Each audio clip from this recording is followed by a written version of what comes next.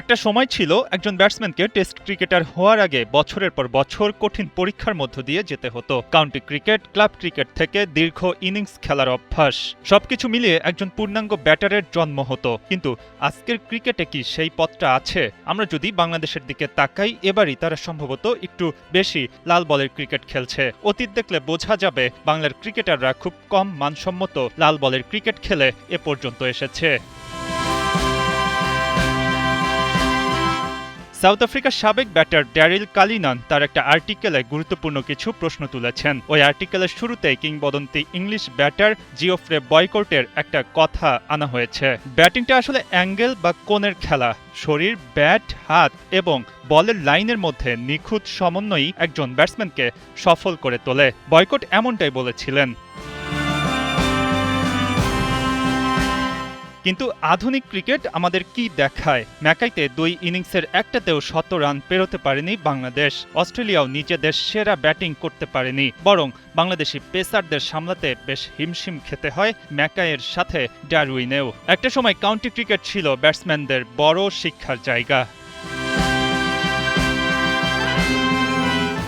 Viv Richards, Brian Lara, Rahul Dravid, Jacques Kallis, Steve Waugh কিংবা Justin ল্যাঙ্গারের মতো কিংবদন্তিরা একসময় কাউন্টি ক্রিকেট খেলেছেন। সেখানে প্রতি সপ্তাহে নতুন কন্ডিশন, নতুন বোলার, নতুন চ্যালেঞ্জের মুখোমুখি হতে হতো। দুর্বলতা লুকানোর কোনো সুযোগ ছিল না।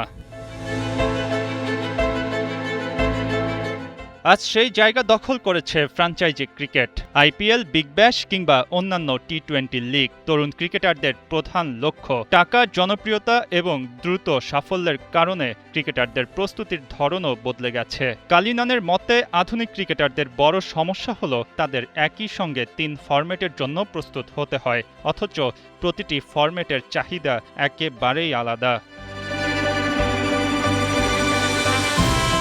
টি-20তে যেখানে প্রথম বল থেকে আক্রমণ করতে শেখানো হয়, টেস্ট ক্রিকেট সেখানে ধৈর্য, সংযম এবং ঘন্টার পর ঘন্টা ব্যাট করার দক্ষতা চায়। আর এখানে একটা বড় ফাটল তৈরি হচ্ছে। কালিনান মনে করেন বর্তমান প্রজন্মের অনেক ব্যাটার প্রযুক্তির উপর বেশি নির্ভরশীল হয়ে পড়ছে।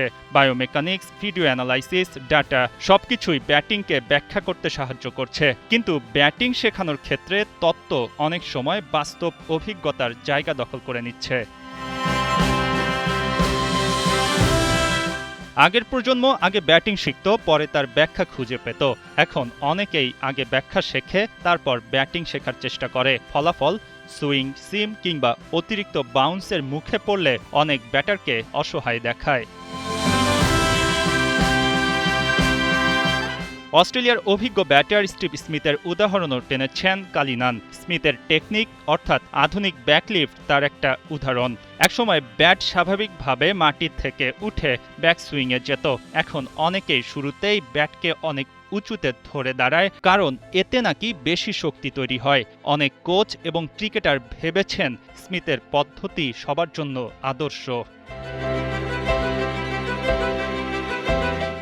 বাস্তবে স্মিথ ব্যতিক্রম। তার প্রতিভা, মানিয়ে নেয়ার ক্ষমতা এবং নিজের খেলা সম্পর্কে গভীর বোঝাপড়া তাকে আলাদা করেছে। কালিনানের মতে টেস্ট ক্রিকেট কখনোই একজন ব্যাটারের ফিনিশিং স্কুল হওয়া উচিত নয়, বরং টেস্টে আসার আগেই একজন ক্রিকেটারের সুইং, সিম, ধৈর্য এবং দীর্ঘ ইনিংস খেলার দক্ষতা অর্জন করা উচিত।